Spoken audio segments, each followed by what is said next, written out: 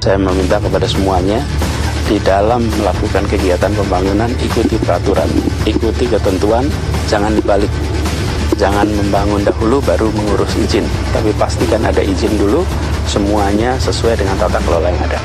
Republik ini harus berwibawa di mata semua.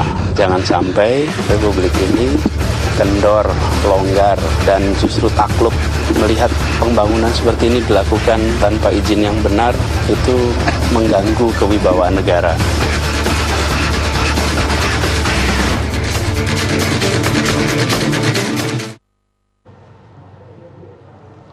Selamat malam. Kalimat terakhir dari Anies Baswedan, Gubernur DKI Jakarta, jangan sampai hal ini mengganggu kewibawaan negara. Artinya bahwa apa yang dilakukannya ketika bulan lalu menyegel Pulau D, persoalannya adalah apakah ini wibawa negara yang ingin ditinggikan atau mengganggu urusan kepastian hukum yang jadi masalah. Banyak orang tidak percaya bahwa ini sekedar untuk memastikan bahwa IMB harus jelas, negara harus kuat dan sebagainya. Jangan-jangan ini hanya sekedar untuk menjadikan bahwa ini ingin menunjukkan janji politik yang dijalankan. Nah, pada malam hari ini Dua Sisi akan mengajak Anda untuk berdiskusi. Dari sebelah kanan saya ada Pak Taufik Kurrahman, anggota fraksi Partai Demokrat DPRD DKI.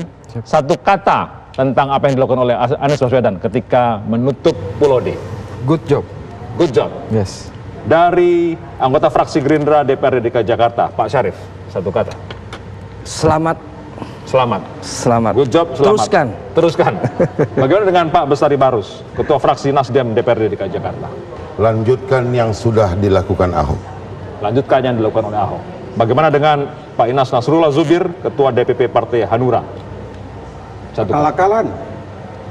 Akal-akalan. Akal-akalan oleh seorang Anies Baswedan. Anda mendengarkan, good job, lanjutkan dilakukan oleh Ahok, akal-akalan.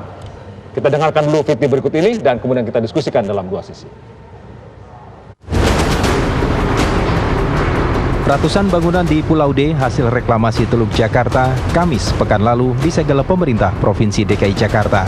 Alasannya, ratusan bangunan ini ternyata belum mengantongi izin mendirikan bangunan. Penyegelan yang dipimpin langsung oleh Gubernur DKI Jakarta Anies Baswedan ini pun terpaksa dilakukan guna menghentikan proses pembangunan hingga sang pengembang memenuhi aturan. Tak hanya menyegel Pulau D, Anies Baswedan juga menghentikan kegiatan yang ada di Pulau C dan Pulau D. Saya meminta kepada semuanya di dalam melakukan kegiatan pembangunan ikuti peraturan, ikuti ketentuan, jangan dibalik. Jangan membangun dahulu baru mengurus izin, tapi pastikan ada izin dulu, semuanya sesuai dengan tata kelola yang ada. Saya karena kenapa saya datang ke sini, karena saya ingin lihat langsung. Selama ini hanya lihat dari gambar, lihat dari udara, tapi tidak pernah melihat langsung sebuah lahan yang luasnya lebih dari 320 hektar di pesisir Jakarta, dan itu sebabnya saya mau lihat sendiri, secara langsung di sini. Kalau penyegelannya bisa dikerjakan oleh siapa saja. Republik ini harus berwibawa di mata semua. Jangan sampai Republik ini kendor, longgar, dan justru takluk melihat pembangunan seperti ini dilakukan tanpa izin yang benar, itu mengganggu kewibawaan negara. Kebijakan Gubernur DKI Jakarta ini pun menuai beragam reaksi. Pasalnya, Pemprov DKI Jakarta sudah pernah melakukan penyegelan Pulau D saat Gubernur DKI Jakarta dijabat Basuki Cahayapurnama. Lantas, akankah Gubernur DKI Jakarta Anies Baswedan membuktikan janji kampanyenya untuk menghentikan proyek reklamasi Teluk Jakarta? Pak Bestari Barus, ternyata zaman Pak Ahok juga sudah pernah disegel ini. Ya. Jadi setuju dong, sepakat dong Pak Anies sama Pak Ahok. Begini, pertama bahwa kita apresiasi lah yang namanya Pak Gubernur ini kemudian secara terang-terangan di mata publik itu seperti menjemput bola datang ke tempat di mana ada satu pelanggaran. Ya kita setuju saja, sesuatu yang melanggar itu harus ditutup. Ya. Pulau D melanggar ya? Pulau D tidak melanggar. Pulau D tidak melanggar. Yang melanggar itu bangunan aja, ada bangunan di situ yang melanggar. Tapi ini kan dampak daripada bahwa ada hal-hal yang dahulu sudah dilakukan, gitu loh. Nah, yang menjadi penting bagi saya adalah bahwa gubernur jangan cuma jemput bola menutup yang namanya menyegel bangunan, tetapi segeralah panggil para pihak untuk kemudian berikan solusi. Anda harus lakukan ini supaya ini bisa cepat diselesaikan, gitu loh. Nah, saya tidak setuju kalau hanya selesai kemudian pada penutupan gitu. Banyak orang yang menggantungkan hidup di sana yang harus juga diperhatikan gitu. Jadi selesainya sesuatu permasalahan bukan menggantung seperti ini. Tapi saya yakin kita lihat ke depan apakah memang gubernur punya satu program untuk menyelesaikan ini. Menutup itu hal biasa saja, sama dengan saya parkir sembarangan di jalan kemudian datang dishub tarik. Itu sama aja dengan itu gitu. Nggak beda ini. Ada sekitar 900 bangunan total di Pulau D yang disegel. Itu artinya nilainya hampir 1 triliun kalau tidak salah. Karena per bangunan itu dijual 11 sampai 18 miliar rupiah.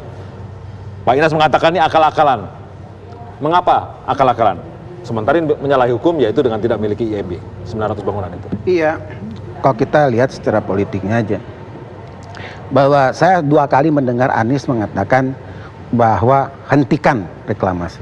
Itu pertama pada saat kampanye. Dari 23 janji kampanye di poin 6 itu Anies mengatakan gitu. Kalau dia jadi gubernur DKI, dia akan hentikan reklamasi. Itu yang pertama.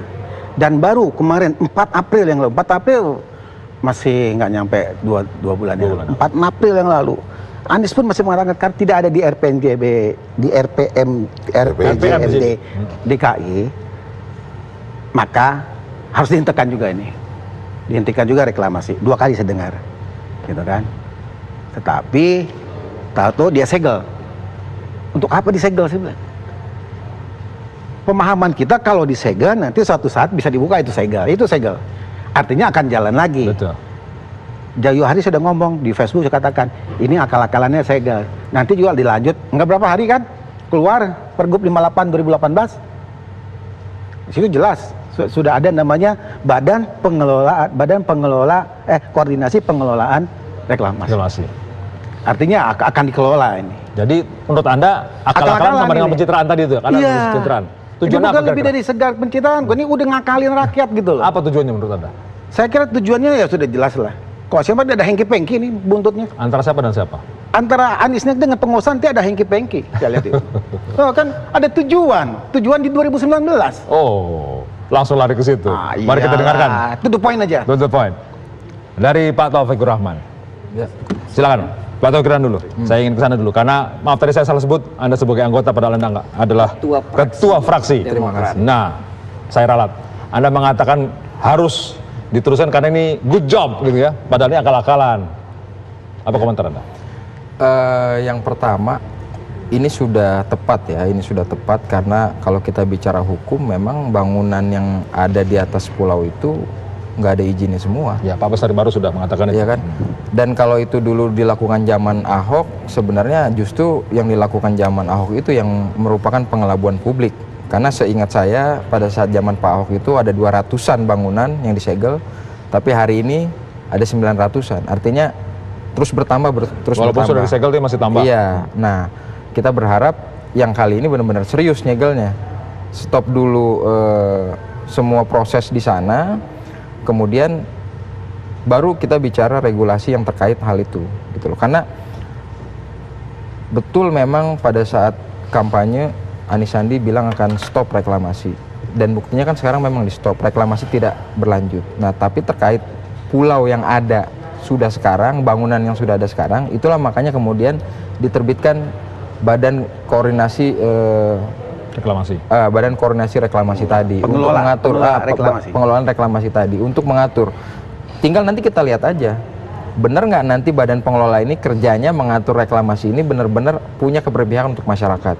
Kalau bayangan saya sih harusnya di sana lebih banyak untuk pemukiman rakyat miskin, di sana harus lebih banyak ruang terbuka hijau, di sana mesti banyak revitalisasi laut itu sendiri. Karena kalau kita lihat tarik ke belakang lagi di Kepres yang pertama kali dikeluarkan oleh zaman Soeharto, itu judulnya adalah untuk revitalisasi dan rehabilitasi.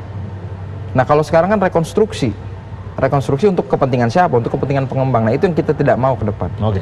Pak Sarif yang sebagai pendukung Pak Anies mengatakan bahwa ini harus dilanjutkan. Sementara Pak Inas tadi mengatakan ini urusannya akal-akalan untuk 2019. Ya, orang bisa berpendapat, boleh-boleh saja opini ya. Tetapi mari kita lihat secara objektif bahwa janji kampanye Anies pada saat pilkada sesungguhnya adalah bukan janji seorang Anies. Catat itu, bukan seorang Anies dan Sandi, tapi adalah janji yang dimintakan banyak pihak. Catat itu.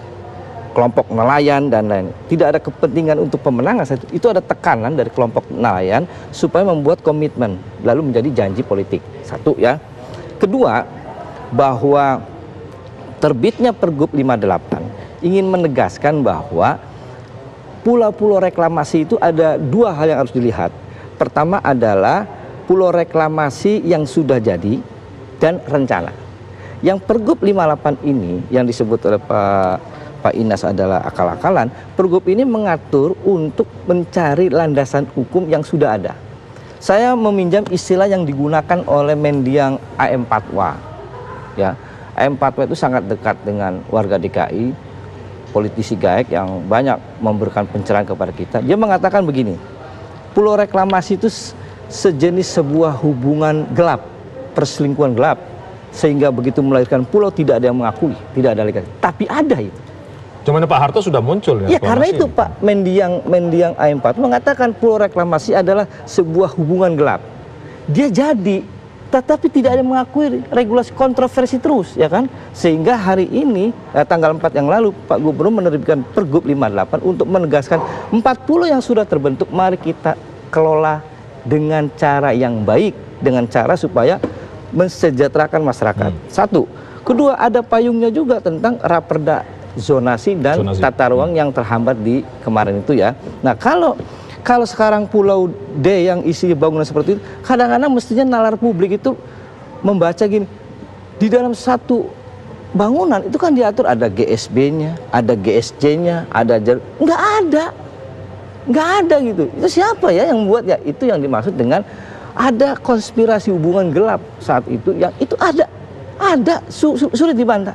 Ada, terasa. Tahu nggak namanya kira-kira hubungan gelap antara siapa dan siapa? Oh Pak, saya bertanya mendiang Pak nggak jawab dia, nggak jawab waktu itu. Anda tidak merasakan sekarang sebagai anggota dewan? Nggak. Jadi ingin menegaskan bahwa ini adalah komitmen gubernur untuk penegakan aturan. Nah, kalau yang 4 pulau itu dibenahi untuk kepentingan rakyat, mari kita dukung. Pencitraan? Oh enggak, sama sekali tidak pencitraan. Kita break dulu. Kami akan ajak Anda untuk memperdalam apa yang sudah dipikirkan oleh 4 narasumber yang sudah membongkar tentang bagaimana ini good job, lanjutkan Pak Ahok, dan itu akal-akalan dari Pak Anies. Kami akan kembali dua sisi untuk melihat lebih jauh tentang pernyataan-pernyataan mereka. Sesaat lagi.